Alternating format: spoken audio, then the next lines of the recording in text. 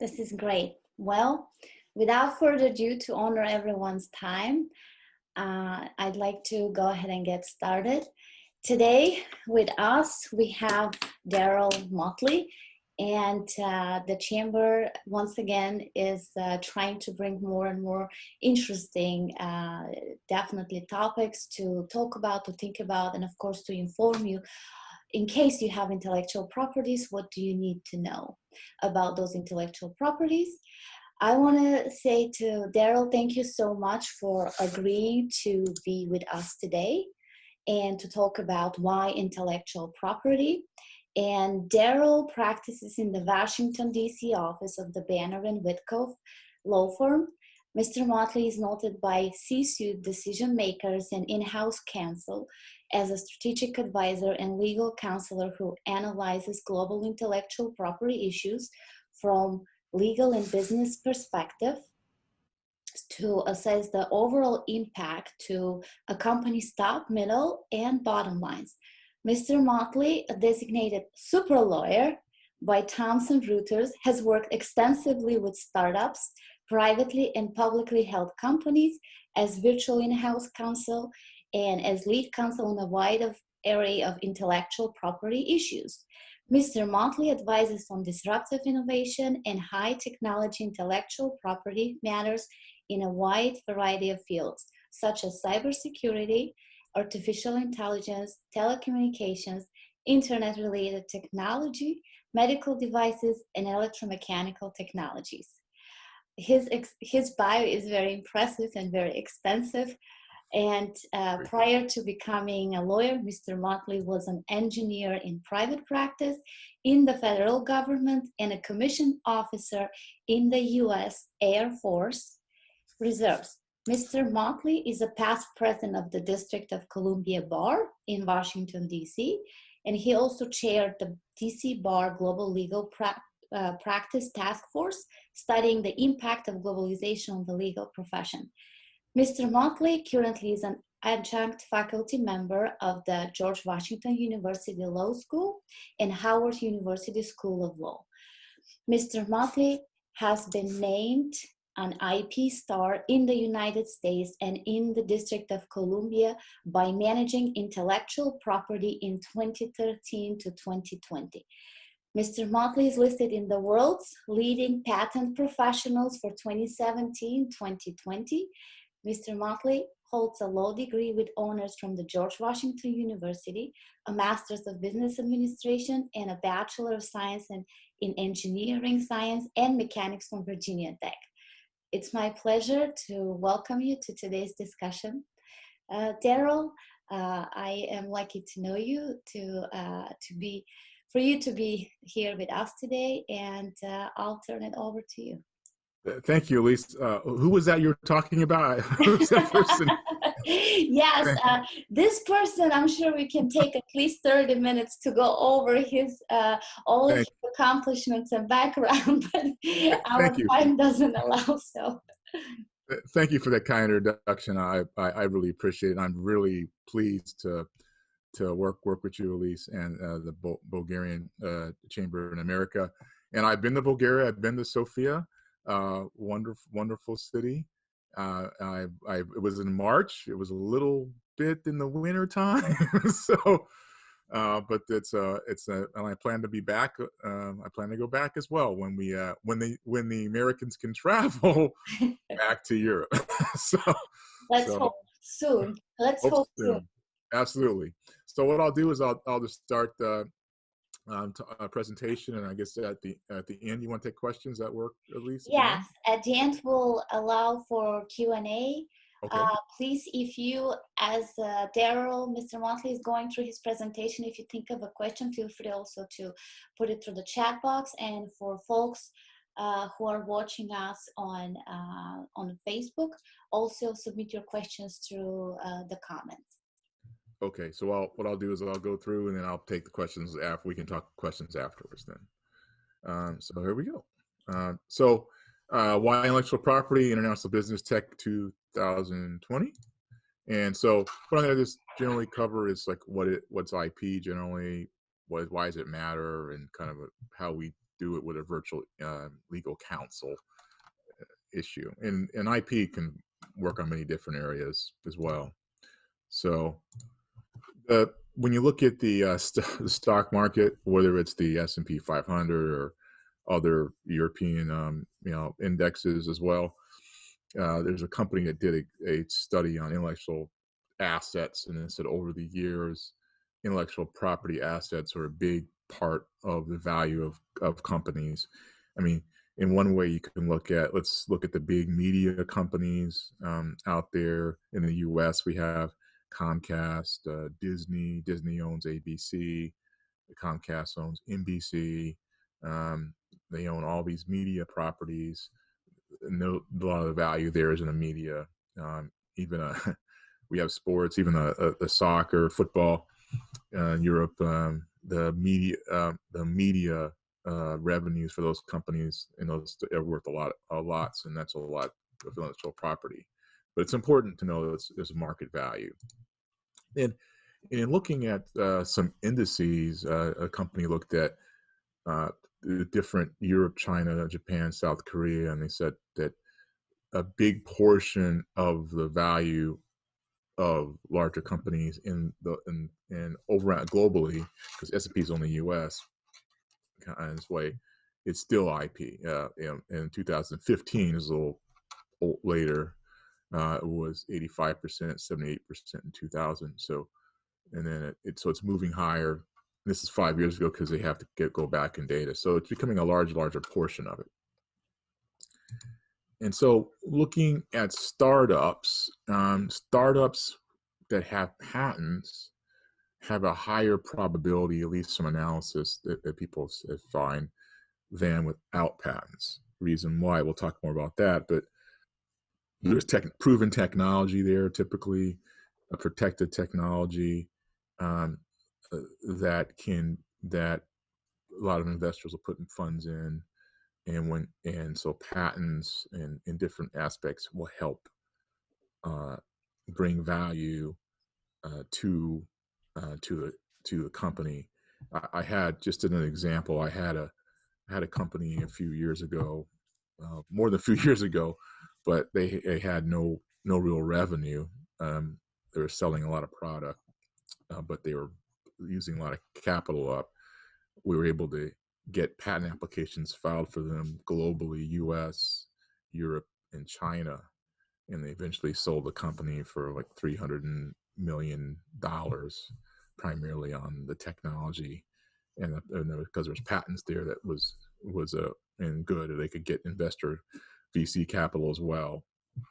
So, and they were a startup, so private, but it's the patent side is very helpful for that. And then sort of when we look at the sort of this is a table, it's in the e-handout. It's just, this tells you a little bit about kind of venture capital and getting funding and how patents can help. And just more of just a story of patents can give you value. And branding and any actual IP could give value to the company. And we have sort of another research firm just again saying most of the brands account for 30% of their value is market value, is because of the brand. This is more not the patent side, but this is more just a trademark brand known to the company what it is. And so more values is more of a story of IP has value. And just a quick look at this. This slide here discusses shows top 10 companies globally in IT software, and this was kind of early on, and every one of them basically is a tech company, an IT type company. Amazon, they say it's retail, but who knows?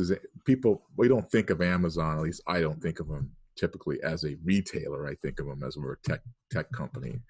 A mobile phone, buy something, it shows up, but it's a technology there that allows Amazon to do that. And they're one of the few companies that did well during this pandemic, a global pandemic issue. Apple, Microsoft, Visa, That's a payments, that's technology too. So Alibaba, every one of these companies are tech. Now, McDonald's fast food, don't know, but I know there's McDonald's in Sofia there as well. But McDonald's does have a lot of technology as well to do that. So I just want to give you kind of an idea. In the trademark side, this is just information showing that usually firms that have trademarks start hiring more folks, have more brands, more companies. So we'll talk more about what is intellectual property, what those are, but this more telling the story. Intellectual property is important to have and to protect it as well. And so, what is intellectual property? Kind of what it covers a lot of different things. And so I'll kind of go a little slower on this issue. It's about 5 different classes of intellectual property, could be 6. Most people associate intellectual property with patents. In the patent side, there's called utility patents, protecting the software. Also design patents that protect the look and feel of things. Trademarks out as well. That's pretty known as well. Then as a kind of a part of trademarks, there's trade dress, and that's dealing with selling and how your product looks, different things. The copyright issues and to deal with. And then another one that's sort of an interesting one is trade secrets, intellectual property you have, but you don't tell anybody about it. In a way, it's your secret. I call it your secret sauce. We'll talk more about that. It makes your company work, but it makes your technology work, but you don't tell people about it because it's so high proprietary that if you told people about it, they may be able to duplicate it too easy. Maybe patents don't work for you that way. There's another one called unregistered rights. That could be unregistered design rights, like in Europe. US doesn't have any unregistered design rights. There's also, in the copyright context, there's unregistered rights as well. But it's a broad idea of just what those are. And this is just kind of give you a general idea of what the larger, and we'll go through a little bit of these. I'm sure everyone is wondering, how to differentiate between patents and trademarks, and Right. I have lots of folks that ask, I want to get a patent, and they release a trademark. So exactly, because I think that the difference is slightly different, but to understand that it's really it's a skill and knowledge that you really need to have. So sure, and I do get questions when we say, well, what's the best approach? We can figure out the best approach to protect whatever the client wants. And sometimes the trademarks are more valuable than the patents. It just depends on the product. It's an interesting area to look at. But to kind of go through this a little bit on it, if you think about inventions, innovation kind of things, you can think about maybe a patent, at least on the utility, the things, how things look. So this is a patent dealing with in insurance, actually. So did you know you can patent insurance and how you do insurance based on a computer as an idea?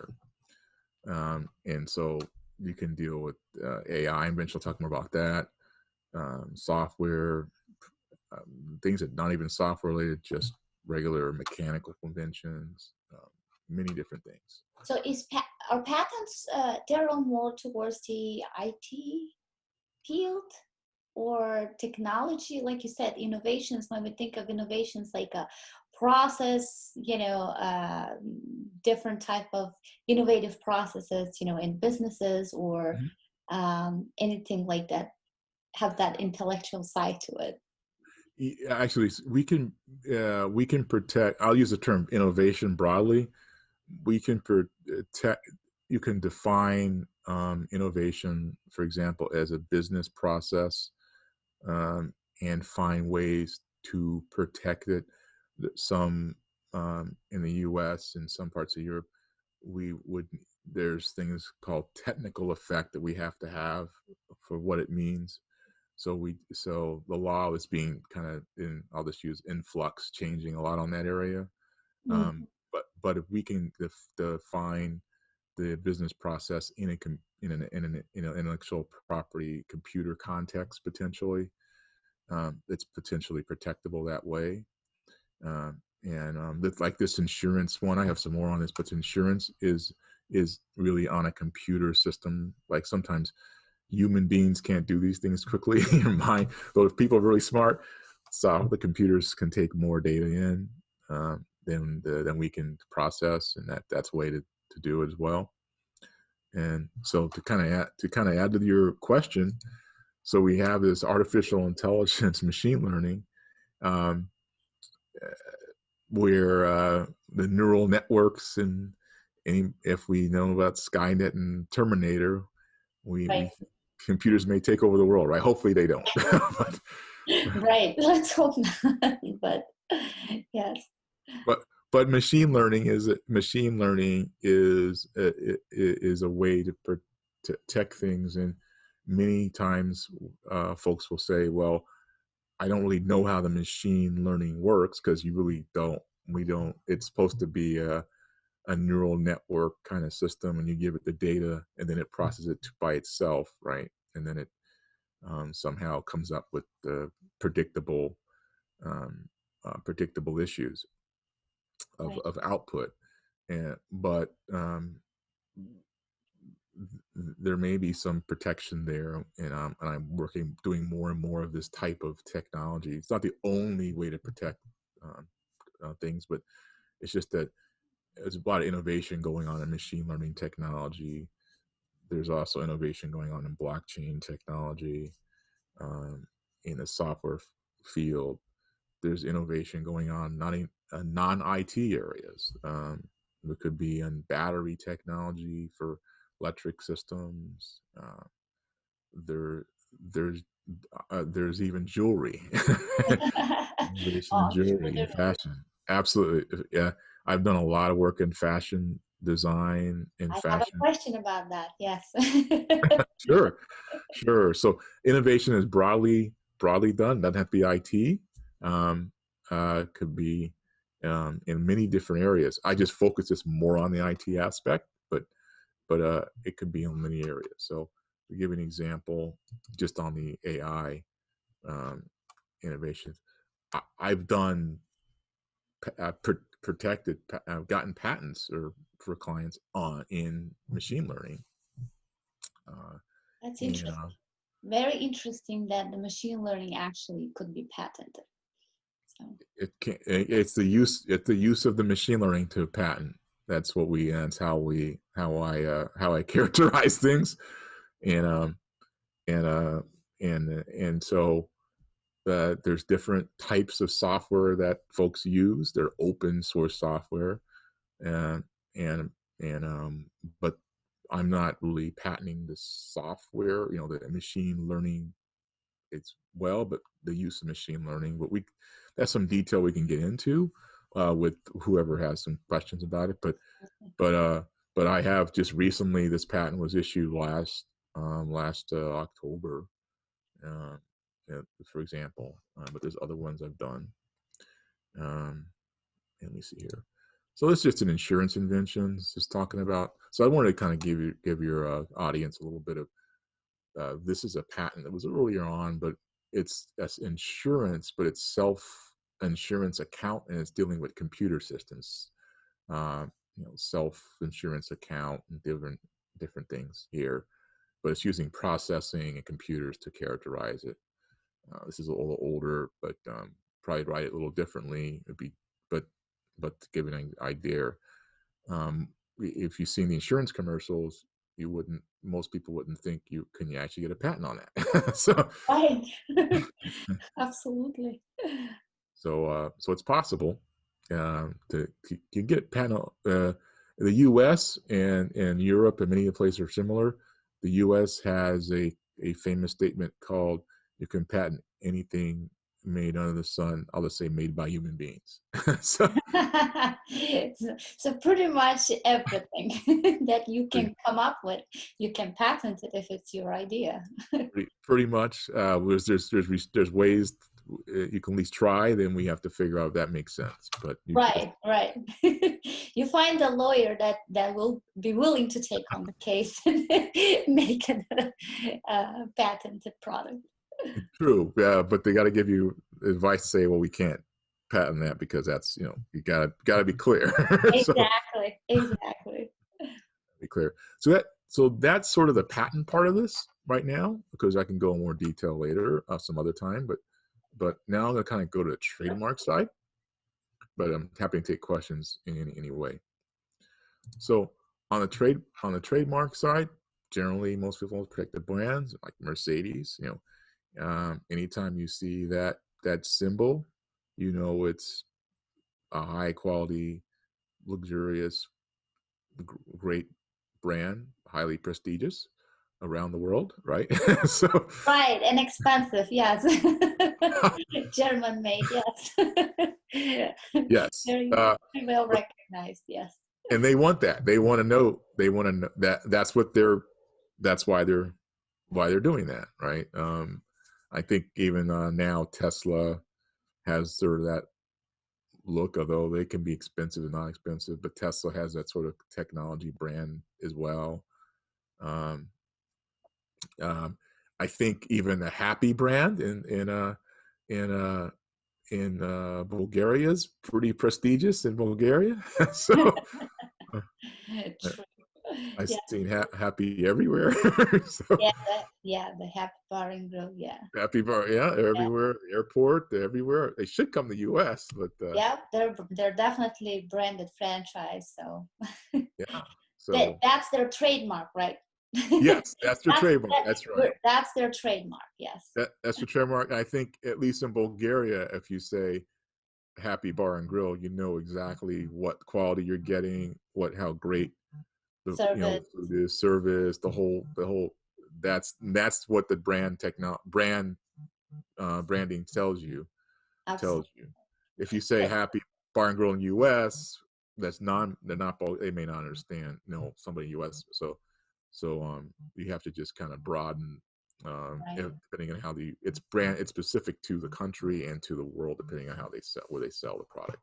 So you say trademarks protect brands like, the Mercedes, logo. So why would they need to, I mean, what are they gaining by protecting the brands? What's the, number one reason? Is it Well, the strengthening the use, or is it just to create that effect, of the brand?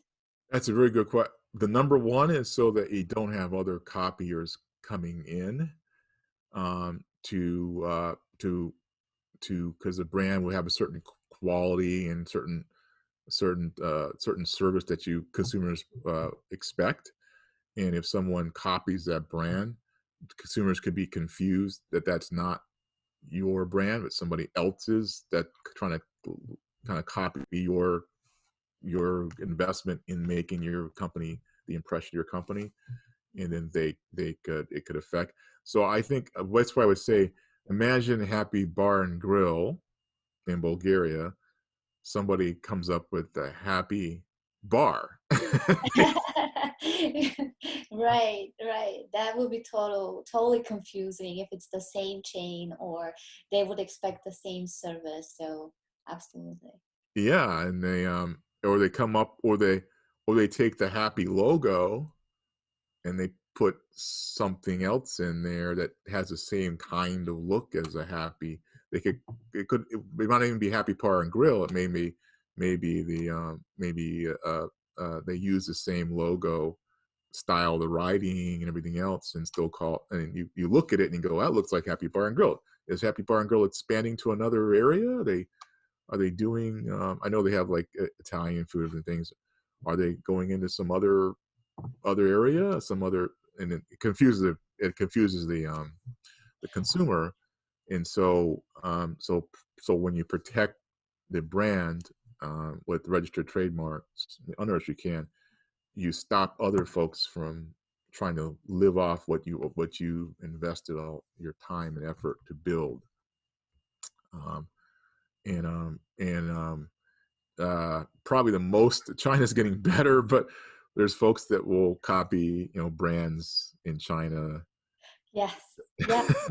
We there's a lot of counterfeit products on the market that would resemble actual original brands that are definitely protected with registered trademarks. And the major consumer market, I think it's okay to buy those products because they come at a lower price. So Yes, they come up lower, but usually not the same quality. exactly, but the quality is lacking. But I think the consumers are so they're so interested in that brand, but they know that definitely there's something else similar in the market that they can get probably for lower price. But I think you're right, Darrell, because if we're talking about, and I'll use the term brand awareness that we're talking in the nonprofit world, you definitely want to make sure everybody knows what is your brand and what makes you unique and distinguished from your competitors. So I think Absolutely, absolutely, protecting your brand should be, number one priority. absolutely. And sometimes you can't get the patent is totally separate from that. It's the name of the company, whatever you call it, name of the product.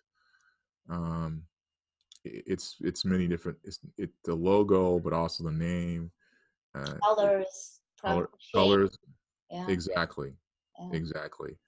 And so, um, in some sense, it's more valuable than a patent. Um, patents expire typically. Well, not typically, they do eventually expire. You Um, okay? after 20 plus years or 20 years. But trademarks can last forever, as long as you're using it. Last 100 years, long as you're using the trademark, it can last forever. That's a good point. I had no idea patents expire. They do, and that's one of the things. And it's important because you can spend the time to develop the company, and sometimes the patents help you, or your brand can be built at the same time. The patent excludes other from going into the products you sell, and your brand gets built too. It's an integrated system that works. Right. And maybe you'll get into this later, but which process is more expensive, time-wise and value-wise? Is it to get to the patent, or is it to register your brand as trademark? On a cost basis, I'll just say, like on a country by country basis, the trademarks are less expensive, less costly to protect than a utility patent. But they protect different things. For example, um, let's say you're Microsoft. Let's just say, I'm going to just use a different. So you got, let's say you're Microsoft Word, and Microsoft, just misses example. This is just an example, hypothetical. Okay, let's say you're Microsoft and you invented the word processor. Let's just say you invented the word processor.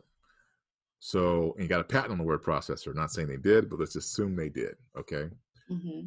So then anybody who came up with the word processor for the patent side when the patent was enforceable, let's say, Microsoft could stop them from the word processor,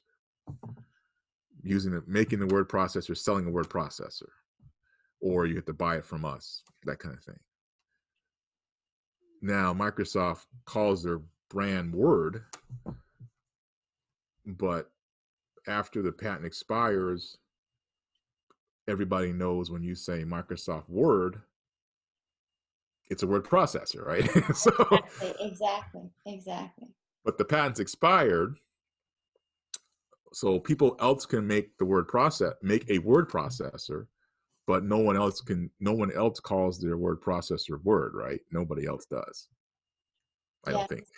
So, No, I don't think so either. I haven't heard, at least, of right, any right. other application called the word processor, or even the, processor word. Yeah. So in that situation, the patent stopped other people from making the word processor when it was new. If it was, let's say, they're not, if they had it, I'm not saying they invented it, but somebody else did. But assuming they did, this is an example, their brand got developed during that time the patent was there, because other people could not go into that, and we'll talk more about that, can't go into their market share. They couldn't go into the market because they owned it for word processors. And while they were owning that market word processors, they marketed their brand as Word. You see where I'm coming? So the patent kind of kept other people out. Then they used the brand of Word during that 20 years to say, to everybody knows that Microsoft Word means word processor generally, or they're the ones that invented it. And then the patent expires, then the trademark of Word is out there after the patent. So it's just a kind of a thought. I could explain more, but Wow. they go I, together. I think it's incredible that they can patent a word and actually make it their own, from for marketing trade for perspective. trademarks, right? For a trademark, Trademark. Yeah. right? Word like Excel. This example: if you say Excel, you It's immediately it's wide known as the Excel spreadsheet spreadsheet by Microsoft, by Microsoft. Yes, no they one else. So, right. You're right. It's interesting. It's really interesting, and I think that's it gets even more complicated as we dive into understanding, the difference between patent, trademarks, registered rights, copyrights, unregistered rights. So yes, and what I've heard those terms interchangeably used, which they're not. that's that's true. That's very true. That's true. So what we would like to do is a Bulgarian company, if it's a patent or brand, that when we say whatever it is, it's the Bulgarian brand, right? A Bulgarian company brand, IT, whatever it may be. When we think of that name, it's coming from a certain company in Bulgaria, for Exactly. example. Exactly. Exactly. So kind of to add, because it's still what you're saying, kind of add to that is sort of this trade dress is more of a shape. It can last forever again, as long as you're selling it. It's sort of the shape of the product. Can you So have trade dress without trademarks? yes, because trademark typically is a logo and the word. Trade dress is the shape or color of of the product. So the best I guess the best example we can say is the Coca-Cola bottle shape. If there's other ones too, but let's just say you take off the Coca-Cola symbol. Right now it's got Coca-Cola on it. If you look at the shape, most consumers will say, "Oh, that's a Coke. That's Coca-Cola," and that's sort of the thought of trade dress. Trade dress McDonald's. If you see the yellow and Red, yeah. red, at least with the M, that big kind of the M thing, that's McDonald's. I think Happy Bar and Grill, if you see Red, the red and the white, yeah, that kind of color, yeah. um, that's Happy Bar and Grill. Generally, just saying, the the the colors are important. Um, and it's sort of how you sell and package the product. I don't have, I could have more slides, but the Apple Samsung case, if maybe another discussion, right? So, but Right.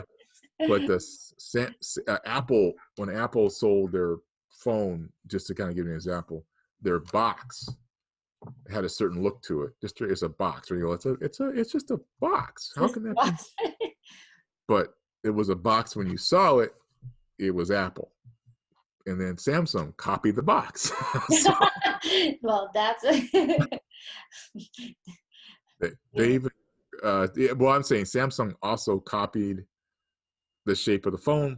That's another discussion. But trade dress is a very interesting area to protect. It can last forever. You don't have to have a patent on it, so it's not dealing with patents or anything. It's just it's what consumers come to know when they look at your product. They know it's generally from your company or some company by just the shape and colors. Wow. That's that's about generally. Um, the just when you look at it and go, oh, that looks like so and so. The yeah There's, so we can, again, this We'll is a take more of an questions overview, too. Yeah. Yeah. but we can talk about. I teach this in school as well, in law school as well, so it's very detailed. Absolutely.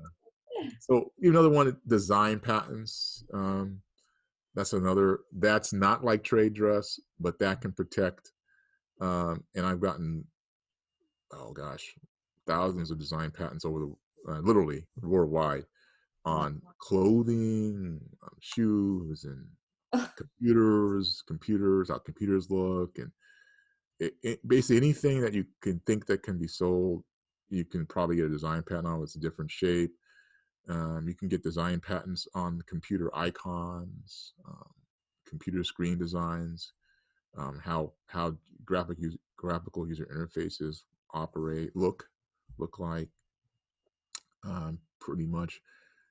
Probably even face masks nowadays. So I was gonna say probably face mask can be, you know, uh, there, be there are some protected. design patents on face masks. It's already done, but I don't have it in here. But I Oh, can. I'm sure. There absolutely are. Um, and that's another area. Um, they expire eventually as well, but that's another area, that and lot. Sorry, that's companies such as Samsung, um, and other companies protect their machines, household machines, washing machines that way, computer TVs that way, how they look, because a lot of televisions look, you can't really, they look pretty much the same, but you can protect them with design patents so they look like. So almost anything in a house can protect design patents. Um, Famous case in the years ago, hundreds of years ago, was protecting um, utensils, forks, and spoons. The shape, Wow. the design of the ornamental design. So that's another area that can be done as well. On the IT space, that can be done. That's we protect things, how the software, the look and feel of the software on the screen can be protected with design patents. Those design patterns are very interesting, I think. Pretty much if you have a unique design, uh, you want to make sure nobody's literally using your design pattern to, to mimic the product. So, Yes, and in Europe, we can protect designs in Europe, um, through through the European. There's an office in Europe that does that, and worldwide, through the European Union. So wow. I know in the UK separately when the Brexit happens, but that's another issue. So, It's not very friendly towards right, Europe anymore. totally different issue. But yes, Europe is a very protection in design rights, and unregistered design rights can be protected as well. But you're better to have registered design rights because you have higher protection to do that. So we could, again, this is more of a high level, but just so you know, it's possible. And there's always different things you can do. It's just what makes sense for what your business purpose is. Exactly. So sort of another one, just probably none with most people associated with in the digital space, you know, copyrights. They can last for a long time. Um, Life of the author plus 70 years, even longer. And so, so it's very long, right? Could be almost 100, I mean, plus hundreds plus of years.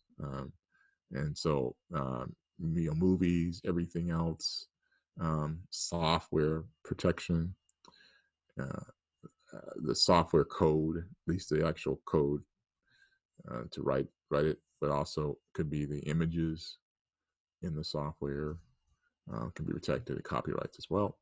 Worldwide, pretty much. Just not we're not talking U.S. This is globally Mm-hmm. as well. And then and trade secrets is that interesting one where you don't want to tell people about why you do what you do. They just know it works. How? Okay. Would that be almost in any business, or how can you not do what, not tell people what you do, like, or how you do it? Is it Yeah. because you have a final product that Mhm. there's some type of, secret of making the product? It, I guess the one way I can explain it is a different. There's a way in the IT space. I can tell you, I had a colleague, friend of mine, colleague said we have a financial trading program, trade stocks and commodities, and we developed it to make money, and we want to patent it. I was like, if you're making money, really making money, sign me up first. So, Right. but if you tell people, because you get a patent, you tell people how you make and use it. So we said we don't want to tell anybody about how we're doing it. We just were able to do it in software. And I said, well, if you keep it as a trait, don't tell people how you're doing. You just tell them you're making money. Then you just keep it as a secret. It's your kind of proprietary technology that no one really can replicate because it's your system you don't want to tell anybody about. You know, that's sort of the trade secret kind of thing. So one big trade secret that most people know about is the Coca-Cola recipe for their drink. The formula, the recipe formula. Only like I gotta say something here. I believe sure. most restaurants in the United States, when they run out of Coke, don't they mix ginger ale and Sprite or something to get a little bit of taste of Coke? Oh, well, I'm not saying it's great. Well, all I'm saying, I'm just saying, I'm not well, citing any restaurants or anything, but isn't something like that? yeah, well, Coke is the let's just put it this way. There has a recipe for Coke. They make it. You can get it. You can taste what it is, and however the taste is, you can decide if you like it or not. but what goes into it? What goes into it is actually in a vault. They actually had to literally have a vault in Atlanta. Um, I've seen the vault. It's true. Wow. That they keep the recipe in there. It's 100 and I think it's 125 or 130-year-old recipe that few people know about it. Um, and and and so it's because it's a recipe or some way of making a product that's behind closed doors and they produce it. That's sort of that trade secret. Um, it's just that no one really can replicate it because whatever they do, I have no idea. Because of the recipe. Right. Right. How it tastes, not everybody likes Coke. That's why there's Pepsi out there and other ones out there. Editors, yeah. Yeah. Yeah, but again, trade secrets can last forever because it's a business secret. But it can be your business record, like your customer list that's a secret. That's a business secret that for your customers that you don't release. You keep that secret. Mhm. Even that is a trade secret. Hmm. Interesting. Yeah, your business, your list, revenue list. It's an area it's dealing with cells and what you sell and what you do. You got to keep it secret and make sure people know it's secret. So but that's the other area of to look at. So so kind of why does it matter? Just generally, why does this matter? And I'm just going to go through this, similar, and you just go ahead and ask. GoPro, rapid growth. This is a GoPro was kind of a startup, not anymore. Had this camera, right? This camera you put on your head. They had it on the hand, but push the button, and the field of cameras to the body and heads was owned basically by GoPro. Nobody else has done it. I don't know anybody else recently doing it, but that was probably less than 10 years ago. GoPro, 5, 6, 7, GoPro was everywhere, every country, and so rapid growth for intellectual property protection. The So can anyone put a camera to its body and call it something else? We'll have to evaluate the patent, but but GoPro had a way to do that. And there probably were folks out there before GoPro, but probably didn't get a good market and a good patent on it. Gotcha. But GoPro did, so that's one way. And this is the other example. You pretty much most everybody knows Disney in many different areas, but they have consumer demand, right? As soon as Disney launches a new film, everybody wants to see it. So, from 7 to 77.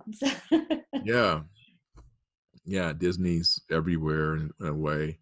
Disney launched the Hamilton Disney Plus with Hamilton Broadway show, recently in the pandemic, and they just because it was Disney, everybody, it's just Disney, and so everybody knows Disney has quality entertainment, and they do have lots of patents, but they also have lots of copyrights, trademarks, and a lot of trade dress, and especially copyrights. So demand there, and then another famous one is WD-40. so every household should have WD. I have one right behind me somewhere. So widely used for everything. Yeah, best kept trade secret. Everybody thinks it's Coca-Cola, but what's in WD-40? I don't know. True, that is so true. That's a very popular item here in the States. Right.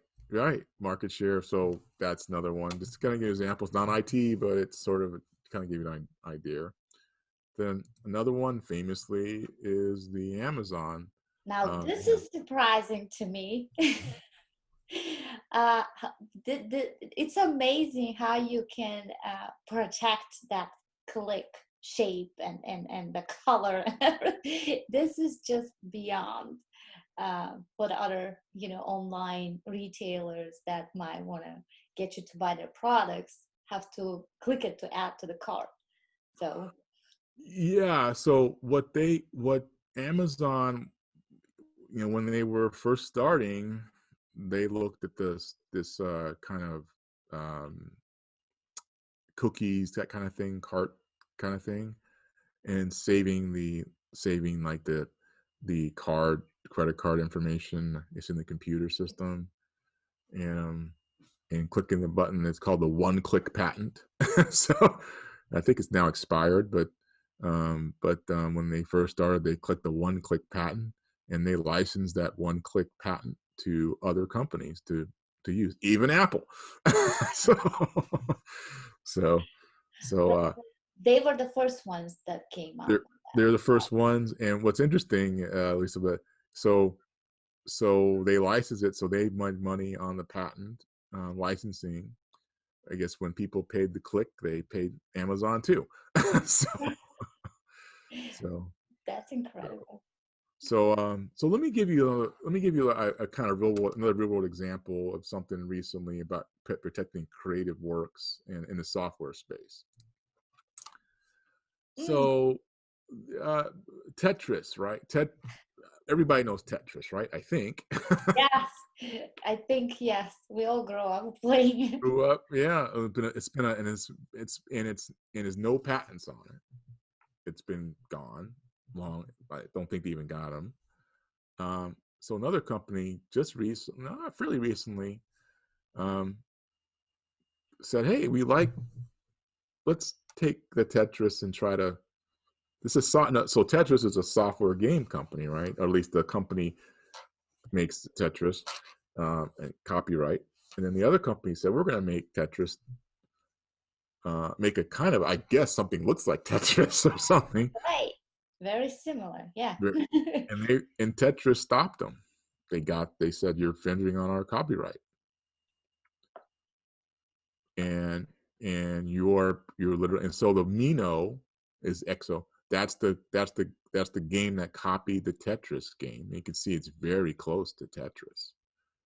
Um, Operationally, it operated the same way, but it also looked similar. I mean, some of the squares are different, but it looks pretty close. I mean, if I looked at the Mino, if I switched the two around, most people would say, "Oh, the Mino one is a Tetris," right? You You would say that the that's difference. Tetris. so so so I, Tetris. they Go won ahead. the case. I assume they won the case. They did. They stopped them. They're off. The other guys are off the market. Yes, they did. Wow. They they did. So I could pull lots of things. Recently in China, Dyson, which I don't. I mean, it's like literally like a couple of days ago. I had learned about um, Dyson. Dyson, the vacuum Vacuum cleaner and the vacuum. yes. There was a company in China that copied the Dyson's look and shape of the Dyson's product, and they lost in China, which is China. So it's like China's becoming better at enforcement, and people still copy, but China courts will enforce. And the people had to pay almost $1 million to Dyson and put in jail for 5 years. So in the Chinese jail for 5 years. So, Right. Let's get that straight. Yeah. for copyright, for counterfeiting and Yeah. trade dress infringement. Um, there's a company that I should probably have more. I could have more examples there, but there's a company that Under Armour. We know Under Armour in the United States, right? Under Armour, and Under Armour is also in Europe, everywhere else. There's a Chinese company that copied Under Armour's shape and called themselves Uncle Martin.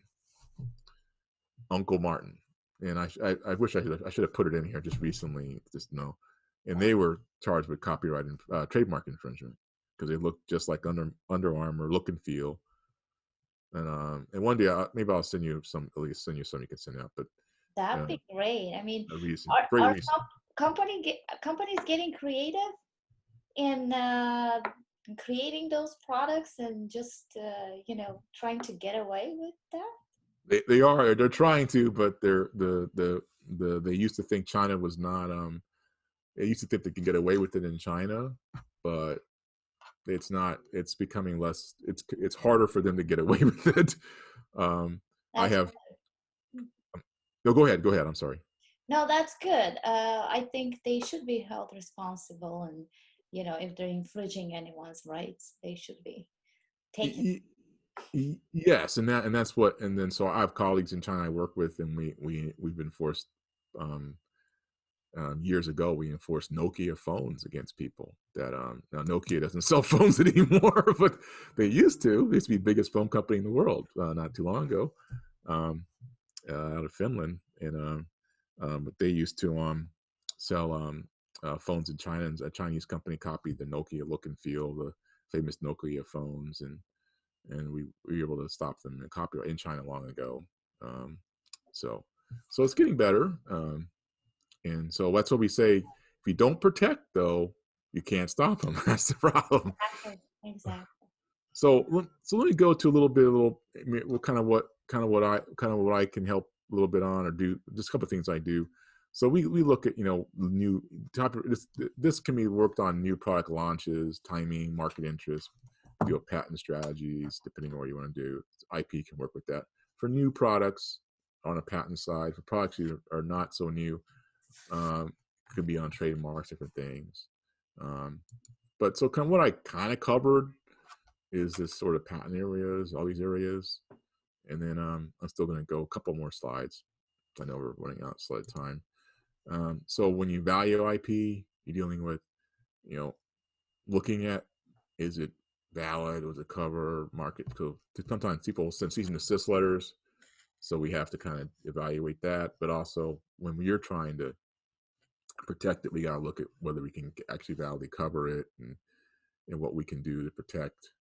And then there's sort of a portfolio strategy we've kind of come up with. Is sort of this way to look at, well, depending on, this is how your investment would go. Like, okay, where do I put my money to invest in intellectual property?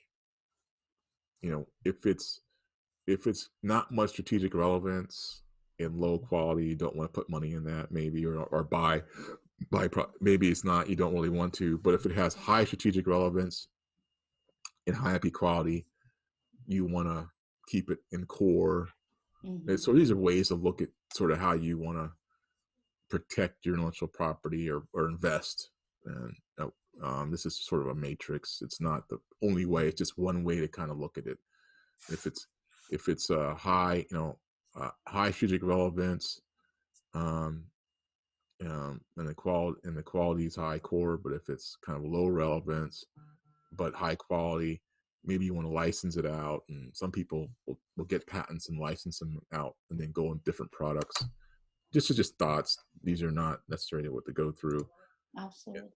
Then here's another one where we're dealing with strategic, kind of what I do generally, among other things, is strategic advice and do all these things. Not going to read them through, but basically, if you say, Darrell, hey, what can I do with this? We can try to figure out at least a guide plat for you. I call the way forward, depending on what it is. And here's something where, just want to get more of a conceptually what I do and what we do for you. So Lisa and I have talked, but Lisa, we want to talk about the. Sure. I mean, the chamber is here to help you. And we want to be definitely beneficial to you and to the success of your product or your startup or business. And like Darrell already said, entering a new market or just expanding. This is the value that Darrell is bringing to the chamber, and it's going to be a great kind of like a closed circle of business legal strategy, intellectual property, and technology. Darrell will be working with us to actually provide advice and maybe help you if you have that product that we talked about that needs to have a trade dress, trademark, be patented. So I encourage you definitely to come to us in order to work with Darrell. And I just want to say here, Darrell, that we've got lots of questions. So okay. I want to start taking some questions. We have a question from Dobrina about once I've registered my trademark, how can I protect it? Sure. So once it's registered, if any country, let's say US, once it's registered, you got to maintain it. But then if we find somebody who's using it, potentially using it in a way that's not appropriate, we usually we'll contact the individual and ask them to stop using it.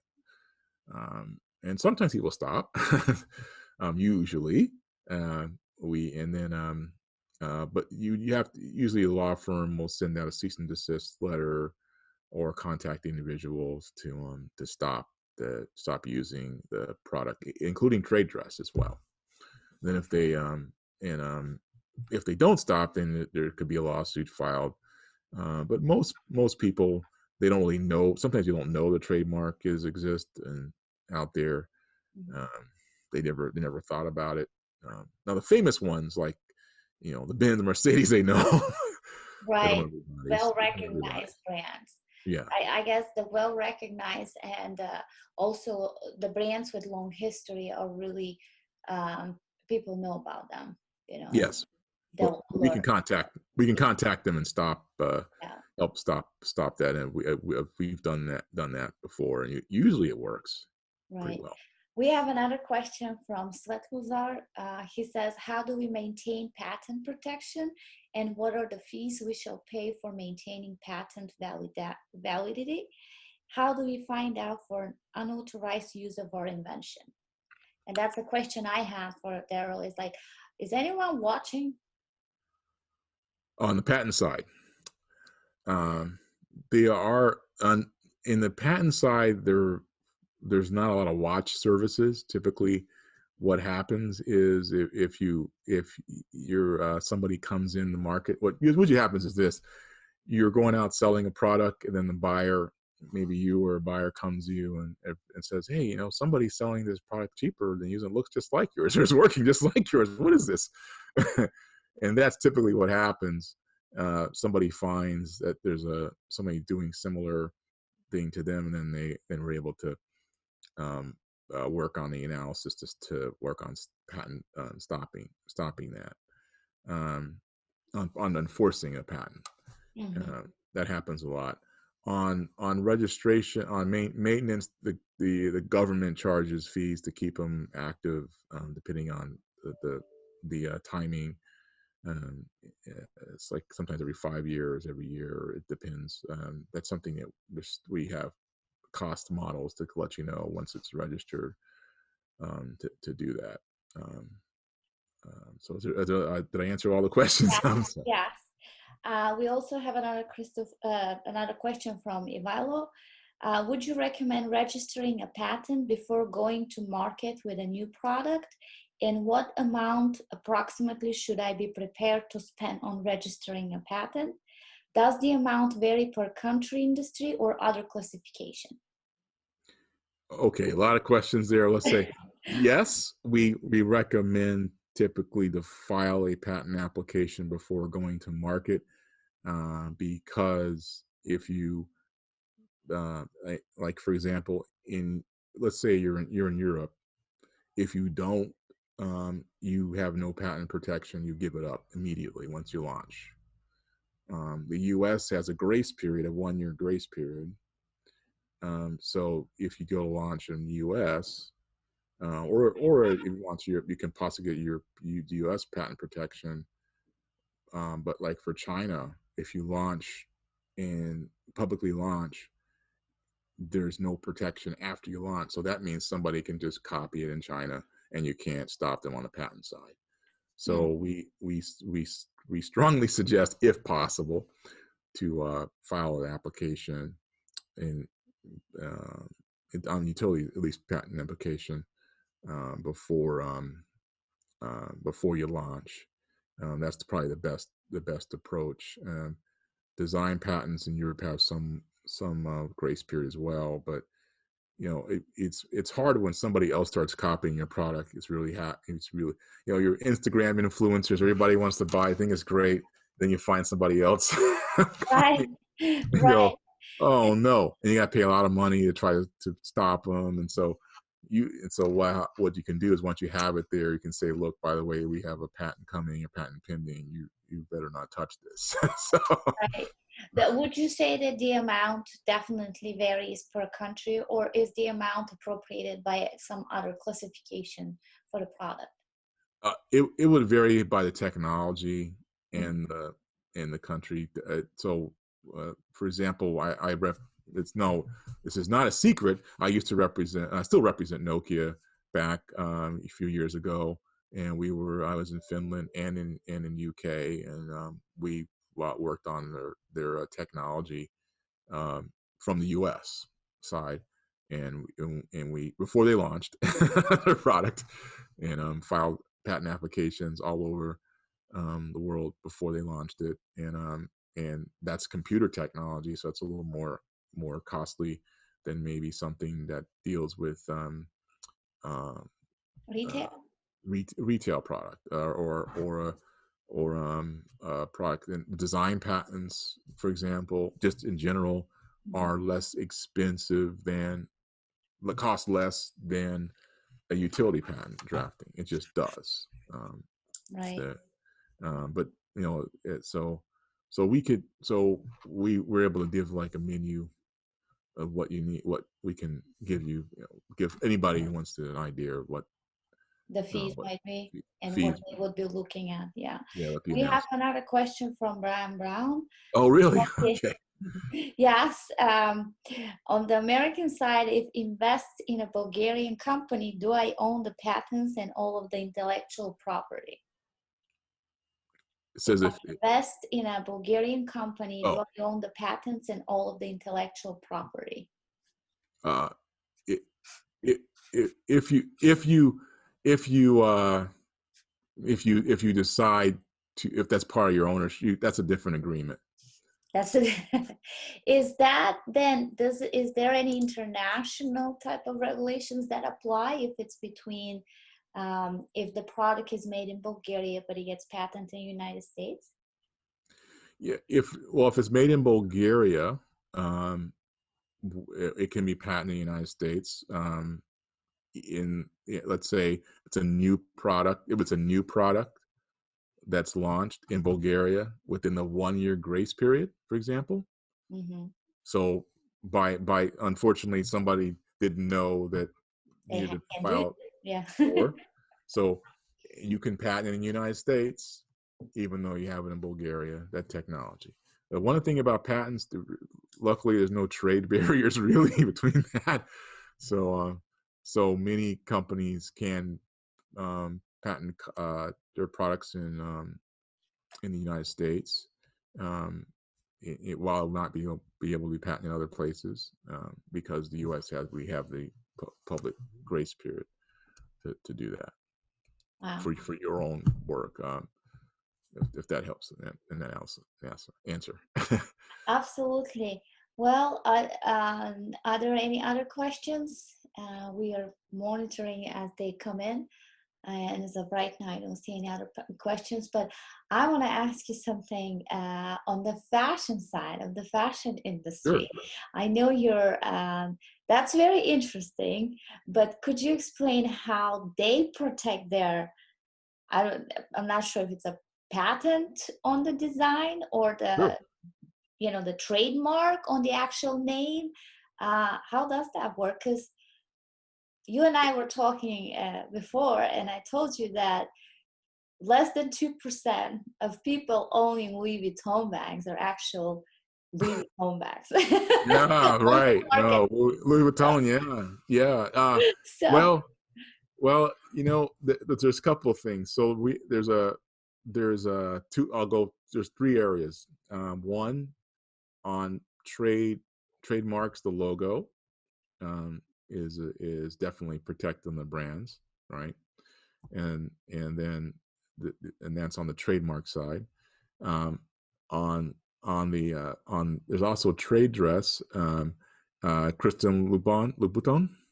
Christian, the red sole shoe, famous case with YSL, um, His and second brand. that Yeah. was a trade dress case Wow. on the shoe.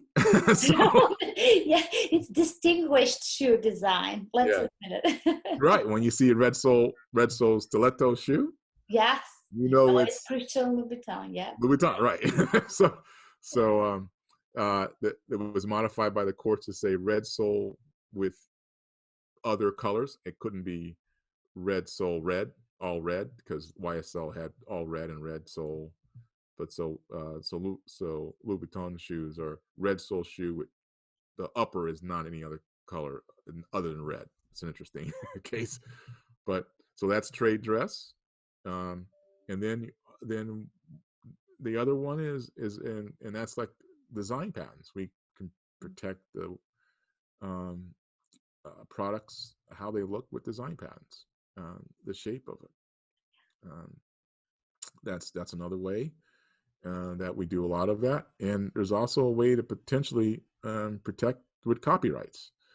The copyright of the that's a little bit more narrow, but you can protect it with copyright. So almost everything can be done. I even protected fashion with utility patents. How it depends on what function it provides. I patent a company out of South America had push-up jeans. So it was a shaping. It was the jeans that does shape. It's a jean shaping technology. Let's call it that way. Denim. That's interesting. So That's very interesting. I think our folks that really want to have more, learn more on how they can protect their products, please, we're here. You know, US-Bulgarian Chamber is here. You can contact us via email. You can follow us on social media. And we look forward to working with Darrell and hopefully helping you with your product. And with that, I see that there are no questions coming in, so I just want to thank you for your time, Darrell. thank you. I appreciate you joining us today and talking about all these interesting things on intellectual property. And we hope to bring even more, Zoom sessions like this one in the future to you as COVID-19 situation continues, until we can resume back to in-person events. And until then, thank you for everyone who joined us today. Thank you. One day we'll have Marut together. Exactly. Exactly. So thank you so much, and everyone have a great day. Thank you. Thank you.